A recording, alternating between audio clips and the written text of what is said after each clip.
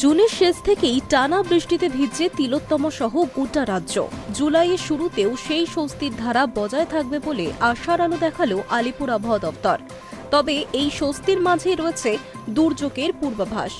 আগামী ৩রা জুলাই বঙ্গোপসাগরে একটি শক্তিশালী নিম্নচাপ তৈরি হতে চলেছে, যার জেরে দক্ষিণবঙ্গের একাধিক জেলায় ভারী থেকে অতি ভারী বৃষ্টির সতর্কতা জারি করা হয়েছে। উপকূলবর্তী জেলাগুলির জন্য জারি করা হয়েছে।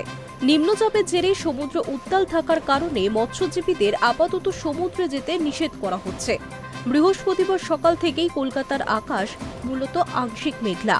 রোদের দেখা মিললেও তাতে তেমন তেজ নেই। আবহাওয়া দপ্তরের পূর্বাভাস, বৃহস্পতিবার এবং শুক্রবার কলকাতায় হালকা থেকে মাঝারি ধরনের বৃষ্টিপাত হতে পারে।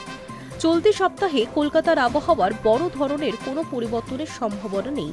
তবে শহরে ইতিমধ্যেই ভারী বৃষ্টির কারণে কমলা সতর্কতা জারি করা হয়েছে। বৃহস্পতিবার ২৭.৩ ডিগ্রি সেলসিয়াস সর্বনিম্ন তাপমাত্রা এবং সর্বোচ্চ তাপমাত্রা ৩১.১ ডিগ্রি সেলসিয়াস। বৃহস্পতিবার এবং শুক্রবার দক্ষিণবঙ্গের জেলাগুলিতে বৃষ্টির পরিমাণ কিছুটা কম থাকার সম্ভাবনা রয়েছে। আর এই বৃষ্টির ঘাটতির কারণেই আর্দ্রতাজনিত অস্বস্তি বজায় থাকবে জেলাগুলিতে। তবে এই অস্বস্তি সাময়িক। হাওয়া অফিস জানিয়েছে, চলতি সপ্তাহের শেষেই আবহাওয়ায় বড়সড় মোড় নিতে চলেছে।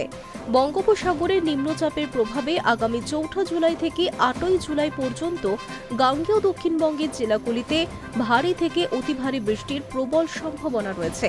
বৃষ্টির পাশাপাশি ঝোড়ো হাওয়া এবং বজ্রপাতের দাপটও দেখা যাবে। টানা দুর্যোগ কাটার পর উত্তরবঙ্গে আপাতত বড় কোনো দুর্যোগের পূর্বাভাস নেই। আবহাওয়া দপ্তর জানিয়েছে, উত্তরবঙ্গের জেলাগুলির জন্য এই মুহূর্তে বিশেষ কোনো সতর্কতা জারি করা হয়নি।